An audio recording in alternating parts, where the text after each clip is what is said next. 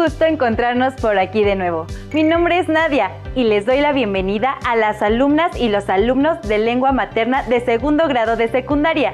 Antes de iniciar, les recuerdo que debemos seguir cuidándonos, lavándonos frecuentemente nuestras manos con agua y abundante jabón, usando el cubrebocas adecuadamente, cubriendo nariz y boca.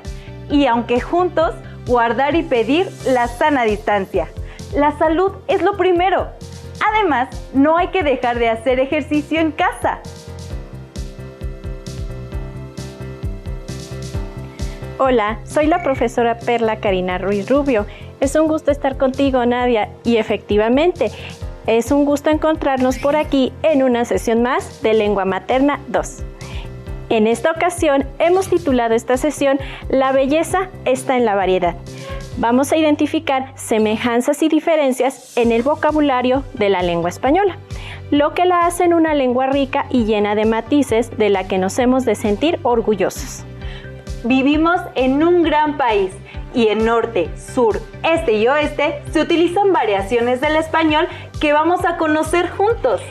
Nuestro aprendizaje esperado es investigar sobre la diversidad lingüística y cultural de los pueblos hispanohablantes y tiene como propósito identificar semejanzas y diferencias en vocabulario. Vamos a comparar y conocer cómo se nombran algunas cosas, personas, situaciones en diferentes partes del país, así como en otros países en que también se habla español. Los materiales que van a necesitar para esta sesión son cuaderno, lápiz o pluma para que puedan tomar notas. También podría ayudarles tener a la mano su libro de texto. Recuerden que todo lo que vean en esta sesión es para reforzar su conocimiento, así que les recomiendo llevar un registro de las dudas, inquietudes o dificultades que surjan en la exposición de los planteamientos de esta sesión. Muchas de estas las podrán resolver al momento de consultar su libro de texto y revisar sus apuntes. ¿Todo listo? Bien, pues vamos juntos. ¿Alguna vez han escuchado la forma de hablar de los extranjeros cuya lengua materna también es el español? Aunque hablamos el mismo idioma, al momento de referirnos a algo, solemos llamarlo de distintas maneras, y eso depende del lugar del que provenimos. Por ejemplo, aunque ahora su uso está descontinuado por razones ecológicas, ¿recuerdan el uso del popote? Veamos cómo se les llama en diferentes países. Imaginen que estos personajes provienen de países distintos y están reunidos en este lugar. Alguien ordenó una bebida. El mesero pregunta, ¿quieren un popote? Y al escuchar esa palabra, los demás intentan entender a qué se refiere. La pareja que está del lado izquierdo comenta, ¿habla del carrizo? Dice el hombre. De la pajilla, responde la mujer, mientras que el otro comensal pregunta, ¿se refiere a la cañita? Y es que al popote en Argentina se le dice pajilla, en Panamá se le dice carrizo y en Perú se le dice cañita. Parece que a este restaurante acuden personas de distintas nacionalidades. Y es que en ciertos lugares las personas se refieren a cosas, personas, animales, sentimientos, entre otras, con nombres distintos. Y eso es porque cada cual tiene su propia forma de nombrar, es decir, su propio vocabulario. ¿Y qué es el vocabulario? Veamos qué dice el diccionario de la lengua española. El vocabulario es, entre otras, el conjunto de palabras de un idioma. El conjunto de palabras de un idioma pertenecientes al uso de una región, a una actividad determinada, a un campo semántico dado, etc. Y también el conjunto de palabras que usa o conoce alguien.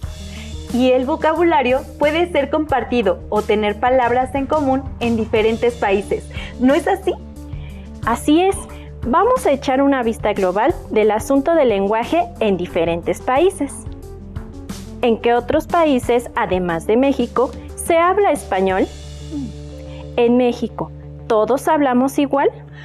Toda América Latina habla español, Países como Guatemala, Ecuador, Paraguay, Cuba, Colombia, Venezuela, Argentina, Perú, con distintos acentos, entonaciones y con diferencias en algunas palabras, pero sigue siendo español. Y no nos vayamos muy lejos. En el mismo México, por ejemplo, entre los estados del norte y los del sur, se usan distintas expresiones y palabras para referirse a lo mismo. ¿Tienen amigos o familiares de diferentes estados de la República? También puede suceder que cuando visitamos otros lugares y escuchamos la forma de expresarse de los demás, seguramente encontramos que muchas palabras no son conocidas y otras no tanto. El vocabulario español es muy variado en nuestro país. Tiene préstamos de palabras de origen maya, náhuatl, otomí, purépecha, por ejemplo. Pero vamos a hacernos hasta ahora 2 preguntas importantes. ¿Qué entendemos por diversidad lingüística? ¿Qué entendemos por diversidad cultural? Podemos decir que la diversidad lingüística se refiere a la coexistencia de una multiplicidad de lenguas dentro de un determinado espacio geográfico. ¿Sabían que en México es uno de los 10 países con mayor diversidad lingüística del mundo? Además del español, existen 68 agrupaciones lingüísticas de los pueblos originarios de nuestro país. Y esta variedad también existe en otros países. Recordemos que América Latina fue conquistada por los españoles, quienes trajeron su lengua, pero ya existía en este territorio poblaciones con sus propias lenguas, las cuales afortunadamente se han conservado en ciertas comunidades. Incluso en España, el español convive con otras lenguas como el catalán, gallego o el vasco. La historia de cada país se conforma de mezclas, de cruces, y esto ha creado una rica diversidad cultural que podemos identificar en el lenguaje. El idioma español es una de las lenguas más habladas y conocidas en el mundo. Grandes obras de la literatura universal se han escrito en español. Es uno de los idiomas más usados en Internet y lo estudian 22 millones de personas en 110 países. Existe casi 500 millones de hispanohablantes nativos, lo que convierte al español en la segunda lengua materna del mundo por número de hablantes. Yo sé quién soy, respondió Don Quijote, y sé que puedo ser no solo los que he dicho, sino todos los 12 pares de Francia, y aún todos los 9 de la fama, pues a todas las hazañas que ellos todos juntos y cada uno por sí hicieron, se aventajarán las mías. Disculpe, no pude evitarlo, profesora. Este fue un fragmento de Don Quijote de la Mancha, una novela escrita por Miguel de Cervantes Saavedra a comienzos de 1605, y es la obra más destacada de la literatura española y una de las principales de la literatura universal, además de ser una de las más leídas. Claro, es inevitable no dejarse llevar por la belleza de la lengua española. Y vámonos de la literatura a conocer variables lingüísticas en artículos que son de nuestro uso diario. ¿Qué tal si viajan a otro país, les roban su maleta y necesitan ir de compras? Profesora, eso sería muy mala suerte. Sí, pero no lo sería tanto si saben cómo se dicen ciertas prendas en las variantes del español. En México, los pantalones no tienen tantas variaciones. De hecho, a los de mezclilla les llamamos jeans, que es una palabra que adoptamos de Estados Unidos por su cercanía. En cambio, en Argentina suelen decirles vaqueros, algo que no es usual en nuestro vocabulario. Lo mismo pasa con camiseta o camisa, que raramente distinguimos como distintas y que en Venezuela le llaman franelilla, en Argentina remera y en países como Honduras y Chile le llaman polera. Otros llaman polleras a las faldas y curiosamente en Panamá a los vestidos les dicen también polleras. En cambio, en Cuba, a los vestidos suelen decirles saya. Profesora, ¿cuántas variantes para la misma cosa? Sí que será complicado ir de compras en Latinoamérica. Veamos algunas prendas más y cómo las llaman en otros países. Por ejemplo, nosotros no tenemos grandes variaciones para nombrar a las sudaderas.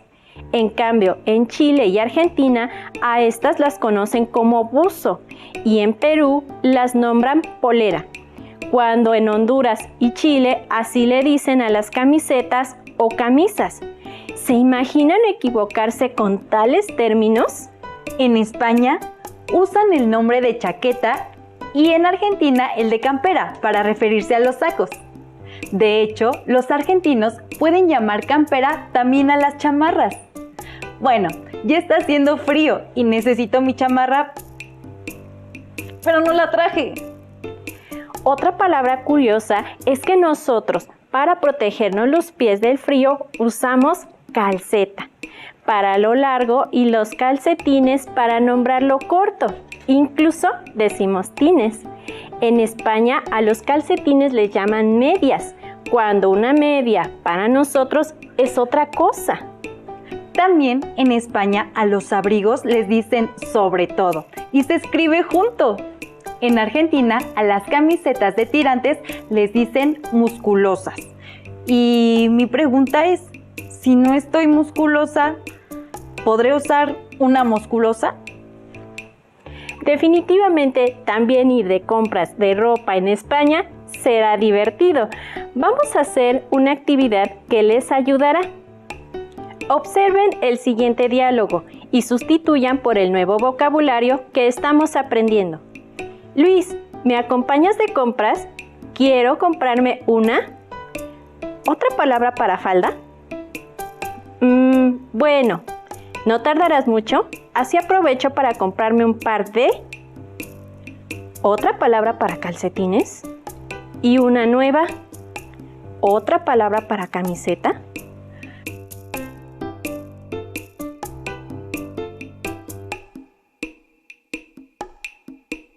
¿Qué palabras usaron para completar el diálogo? ¿Cómo suenan sus oraciones? Seguramente se leen algo extrañas, pero eso es porque no estamos habituados a ellas. Y de la ropa, veamos las distintas palabras para algunos alimentos. Sí, profesora, espero que si voy de viaje sea más fácil pedir una comida que ir de compras. Al pozole en Argentina y en Perú le dicen patasca y en Ecuador caldo de patas, aunque las recetas también tienen sus variantes. Aunque en Latinoamérica hay distintos platillos similares al tamal, como lo conocemos en México, en Ecuador se le llaman quibolitos. Pero incluso dentro del país, en Michoacán, por ejemplo, al tamal le llaman corunda. ¿En su región conocen a los tamales con otros nombres? El rico atole en la mayoría de los países no cambia el nombre, pero en Colombia, Cuba y Guatemala se le dice atol y en Venezuela le dicen mazamorra. Atole con churros. ¡Qué rico! ¡Ya se me antojó! En Perú y Argentina hay un guiso similar al pozole llamado quiero ir a comer ahora que vayamos a Michoacán, pues son similares a los tamales. En España, a los churros también se les conoce como... En Colombia y otros países, al atole se le conoce como...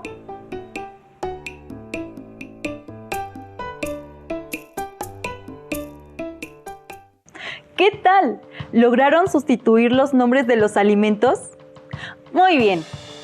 Profesora, sí que es variado el vocabulario en México, España y América Latina. Espero tengan panchos. Se me antojan. Sí, también tenemos el pay de Lima, que el otro día le gustó. ¿Tiene torta de cambur aún? Este tinto está bueno, voy a pedir otro. ¿Quieren saber cuál es el verdadero antojo de cada uno de los comensales? Un tinto es un café en Colombia, un hot dog es un pancho en Argentina. Un plátano es un cambur en Venezuela. Y al limón le dicen lima en Argentina.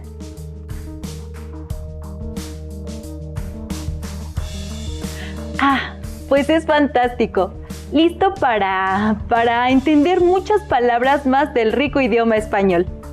Nuestro idioma, el español, cuenta con características importantes.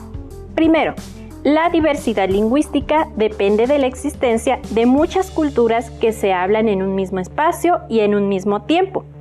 La cultura y la diversidad cultural se refieren a las pautas de actuación de una comunidad que involucra los conocimientos de una sociedad.